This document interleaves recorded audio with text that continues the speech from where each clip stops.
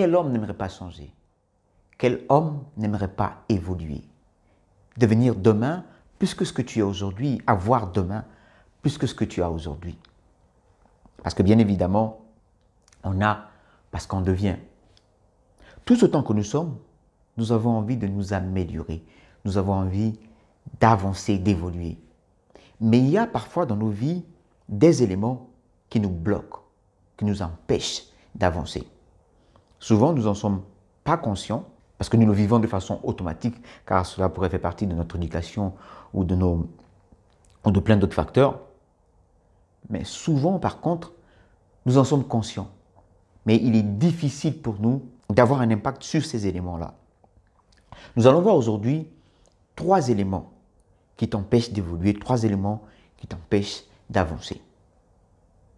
Je suis Kevin Koddi et sur cette chaîne, nous sommes un groupe d'hommes qui mettons ensemble nos idées, nos connaissances et nos expériences dans le but de devenir meilleurs chaque jour un peu plus. Si tu veux faire partie de ce groupe, c'est simple. Il te suffit de t'abonner, d'activer la cloche de notification pour ne rien rater de nos vidéos et profiter de nos conseils et de tout ce qui peut suivre. Aujourd'hui, comme je disais, nous allons parler de 3 éléments qui t'empêchent d'évoluer. Le premier élément, c'est ton mode de pensée. Alors, comment le mode de pensée peut empêcher quelqu'un de devenir meilleur? Dans la plupart des religions et des cultures, le fatalisme a une place très importante. Le fatalisme, qui vient du mot latin fatum, qui signifie destin, c'est le mode de pensée selon lequel le destin de l'homme serait connu d'avance, serait figé ou bien dépendrait d'une force suprême. Autrement dit, quand nous venons au monde, nous savons déjà ce que nous allons devenir. Je me rappelle, j'ai eu une discussion avec un monsieur une fois qui me disait que le célèbre footballeur Didier Drogba, avant même de venir au monde,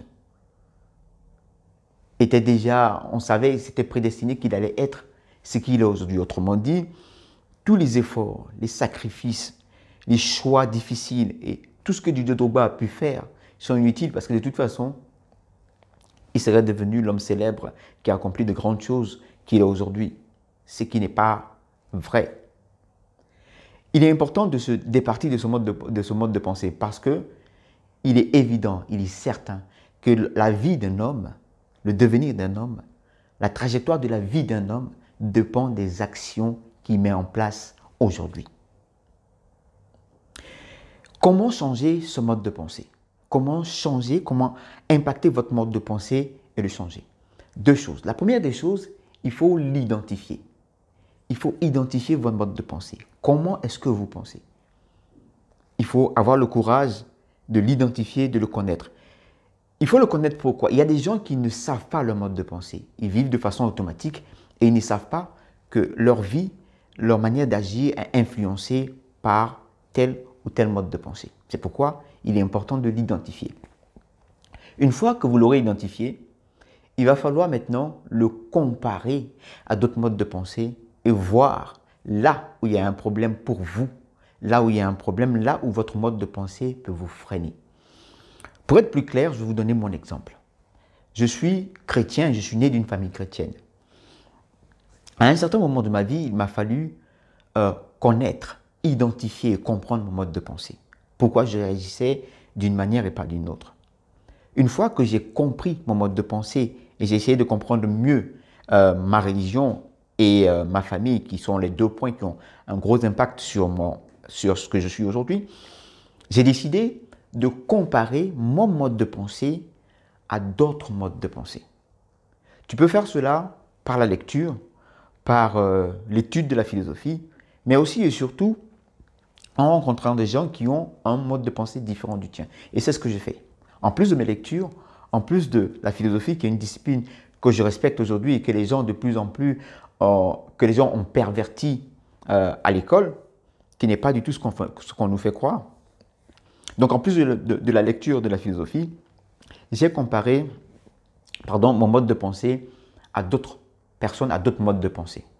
J'ai eu la chance, il y a quelques années, de rencontrer un monsieur qui était athée et de discuter avec lui pendant des mois de son mode de pensée. Et ce que j'ai compris de ce qu'il me disait finalement, c'était qu'il ne pouvait pas mettre sa vie, mettre son avenir entre les mains d'une divinité qu'il ne connaissait pas et qui ne croyait pas qu'il existait, parce qu'il ne pouvait pas la voir, parce qu'il ne pouvait pas avoir la preuve de l'existence de Dieu. Du coup, ce qu'il faisait pour son avenir, il essayait de travailler, de se focaliser et de se concentrer de façon millimétrée sur tout ce qu'il pouvait faire, tout ce qu'il pouvait avoir comme impact sur sa vie pour réussir ses objectifs.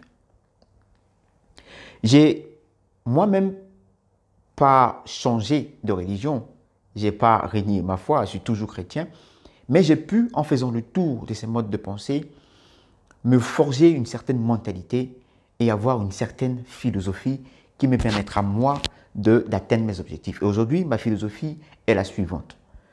Prier comme si tout dépendait de Dieu seul et travailler comme si tout dépendait de moi seul.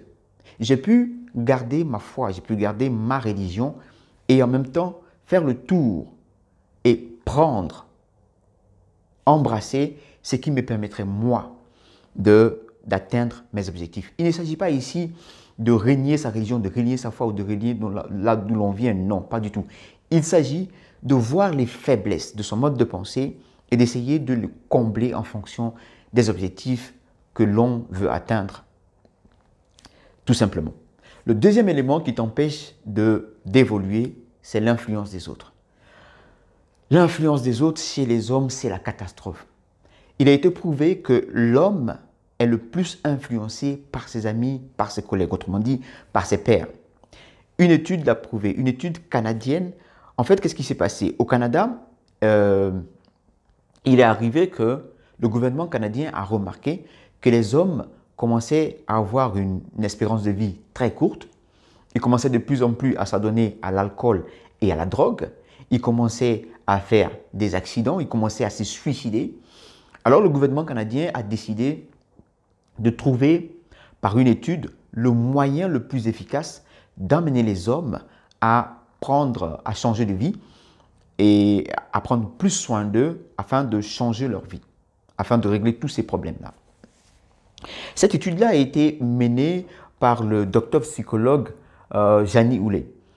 Et à la fin de cette étude, le résultat était juste étonnant. On s'est rendu compte à la fin de cette étude que le moyen le plus efficace pour amener un homme à changer de vie, c'était ni son épouse, ni sa famille, ni son père, ni sa mère, ni son boss, ni son travail, ni ses objectifs, mais c'était tout simplement ses amis et ses collègues. Les hommes, nous avons tellement, ou nous laissons tellement les autres avoir une influence sur nous. C'est juste scientifique. Combien de fois un homme qui a eu l'intention, qui a eu l'envie de rester, pour passer plus de temps avec sa famille à la maison, donner plus de respect, de considération, plus d'amour à sa femme, combien de fois cet homme-là n'a pas été découragé par ses amis? Ah, toi tu as peur de ta femme maintenant. Ah, la fille là te commande. À cause de la fille là, tu ne peux même pas sortir, tu es coincé à la maison là-bas. Il faut être garçon un peu. Alors que le gars veut juste prendre du temps pour sa famille. Et très souvent, nous n'avons pas le courage de le faire. Nous laissons tomber. Combien de fois un homme a eu envie de faire plus attention à ses finances, préparer sa retraite, préparer l'avenir de ses enfants, mais ne l'a pas fait parce que ses amis lui ont dit, de toute façon, tout ce que tu vas amasser là, tout ce que tu vas construire là, tu vas mourir, tu vas laisser ça ici, c'est d'autres personnes qui vont en profiter. Ou on lui sort du genre, c'est ce qui va dans ton ventre qui est pour toi. Comme si ce qui va dans ton ventre allait y rester. Combien de fois un homme a voulu prendre soin de lui, faire attention à son apparence physique et les autres ont commencé à le bloquer en lui disant « Ah, toi tu commences à avoir un comportement de femme, toi on dirait que tu es passé de l'autre côté maintenant. » C'est quel homme qui prend soin de lui comme ça? Comme si le fait de prendre soin de soi était seulement réservé aux femmes. Combien de fois un homme a voulu changer ses habitudes, changer de comportement, ne plus aller se saouler la gueule, ne plus vivre comme il vivait, changer et se prendre en main. Mais combien de fois il n'a pas eu le courage ou il a dû laisser tomber parce que ses amis ont commencé à lui dire « Ah, qu'est-ce qui se passe? Qu'est-ce qu'il y a? Tu as changé maintenant, hein? On ne te voit plus, tu viens plus boire avec nous, tu as changé. Qu'est-ce qu'on t'a fait? Tu as changé. Comme si changer était quelque chose de mauvais. On sait, seuls les imbéciles ne changent pas. Ne te laisse pas influencer par les autres. Deux moyens pour ne pas se laisser influencer par les gens, par les autres, par ses amis. Le premier, c'est la délocalisation. Si tu as les moyens, délocalise. Va dans un autre endroit, va dans un nouveau pays, va dans un endroit, dans une autre ville où tu ne connais personne.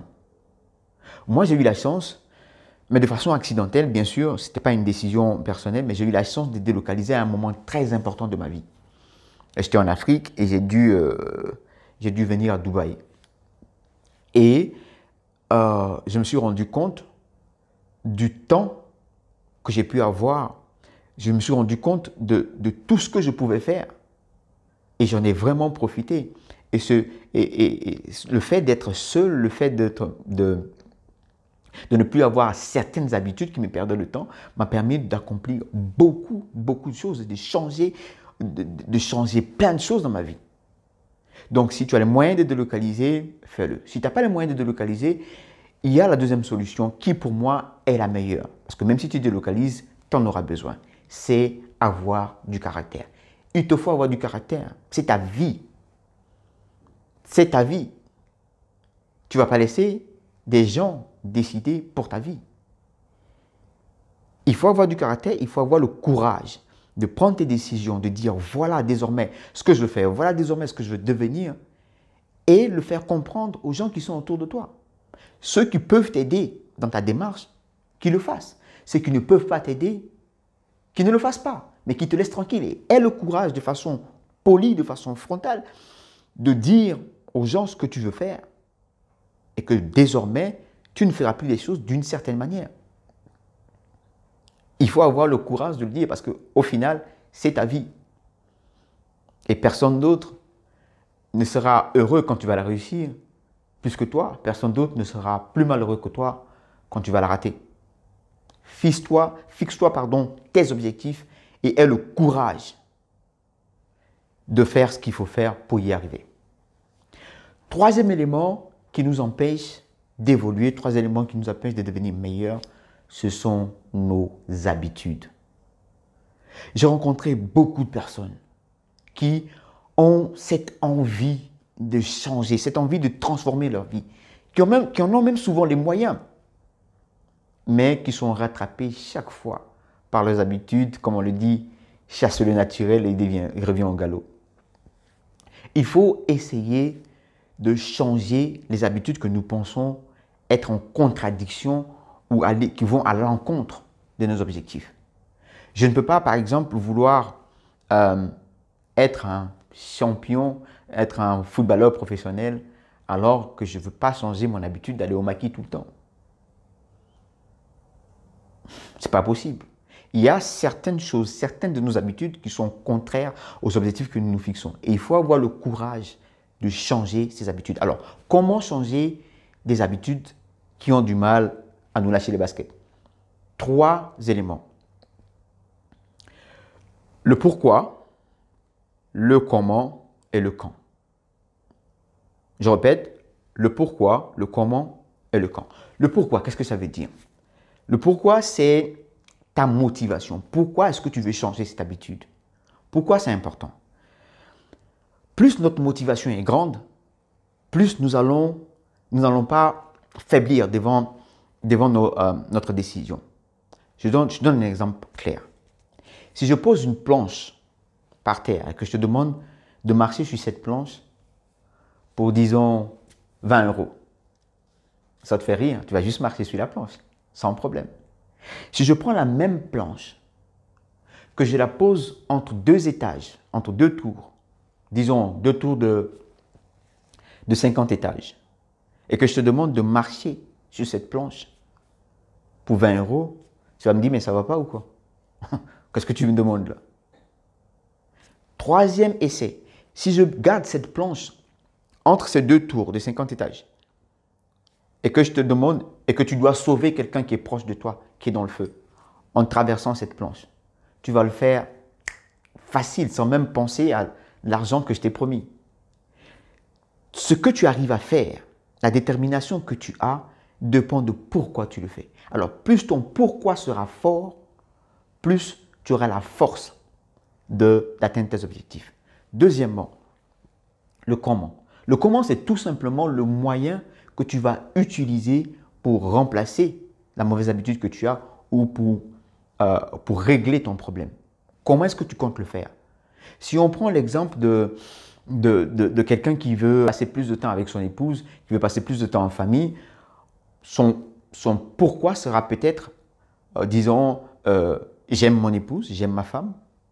De plus en plus, nous commençons à avoir des problèmes et je n'ai pas envie de la perdre parce que je pense que c'est quand même une bonne femme et que nous avons des enfants et que si je la perds, il y aura un impact, ça aura un impact sur les enfants. Alors, je ne veux pas de tout ça, je veux garder ma femme, alors il faut que je change certaines choses. Ça, c'est un pourquoi. C'est un gros pourquoi qui pourrait te permettre de mettre tout ce qu'il faut en œuvre pour atteindre ton objectif. Le comment. Le comment, c'est, comme je disais, comment est-ce que tu vas faire? Qu'est-ce que tu vas mettre en place pour atteindre ton objectif? On pourrait dire, par exemple, je vais passer plus de temps avec mon épouse. Nous allons prier ensemble. Nous allons trouver le temps de discuter de ce qui ne va pas entre nous de façon fréquente. Nous allons faire des sorties, souvent, pour aller se détendre ensemble. Le comment. OK? Maintenant, pardon, le quand. Le quand, pour moi, est quelque chose de vraiment très important. Parce que c'est le moment que tu choisis pour installer ton comment. Qu'est-ce que ça veut dire? Dans notre exemple, on a dit qu'on allait par exemple prier avec notre épouse ou sortir avec elle ou discuter avec elle de notre relation le plus souvent. Alors, disons, pour le quand, chaque soir, avant de dormir, je décide que nous allons prier ensemble. Et cela chaque soir. OK? Une fois par semaine, disons chaque samedi à 17 h, mon épouse et moi, nous allons nous asseoir et discuter de notre relation. Qu'est-ce qui marche? Qu'est-ce qui ne marche pas? Qu'est-ce qu'elle aime? Qu'est-ce qu'elle n'aime pas? Est-ce que la semaine a été bonne? Est-ce qu'il y a des choses? Discuter de cela chaque samedi après-midi avec une heure précise, disons chaque samedi à 20 h. Nous allons dire une fois par mois, chaque dernier dimanche du mois, nous allons tous les deux sortir, aller dans un restaurant juste pour partager quelque chose ensemble, manger ensemble ou faire une sortie qui va nous détendre. Alors, tous ces éléments que j'ai choisis dans mon comment, je vais les mettre à un moment précis du mois, à un moment précis de la semaine ou à un moment précis de la journée. Et une fois que j'aurai fait le pourquoi, le comment et le quand, il va falloir maintenant faire tout cela de façon répétée et constante. Toutes les prières du soir, ça sera tous les soirs. On va s'arranger pour ne pas rater un seul soir. Toutes les petites réunions du week-end de chaque samedi, ça sera tous les samedis. Je n'aurai pas à dire que j'ai un match à voir ou j'ai ci à faire. Ça fait partie de mon programme, ça fait partie de ce que je dois faire les samedis, je le fais. Et je fais cela de façon constante et répétée afin que cela devienne une nouvelle habitude, une seconde nature. Comme le disait Saint Augustin, l'habitude est une seconde nature. Et ça sera en faisant cela de façon répétée que cela va devenir une habitude, une seconde nature. Il est important, les gars, d'avancer dans la vie. Parce que, tout simplement, qui n'avance pas recule. Notre environnement change, la vie change, tout autour de nous change. Et si nous aussi, nous ne changeons pas, c'est clair que nous allons être pris au dépourvu. C'est un plaisir pour moi de partager cette vidéo avec vous. Pour ceux qui sont nouveaux, je vous demande de vous abonner et de mettre en commentaire les sujets que vous voudrez qu'on partage. Mais aussi, je vous demande de me dire quels sont les problèmes que vous avez, qu'est-ce qui vous bloque dans votre projet d'évoluer, qu'est-ce qui vous empêche d'aller de l'avant. Partagez avec nous dans les commentaires et dites-nous comment vous vous arrangez pour résoudre ces problèmes-là. On se dit à la prochaine, non? On est ensemble.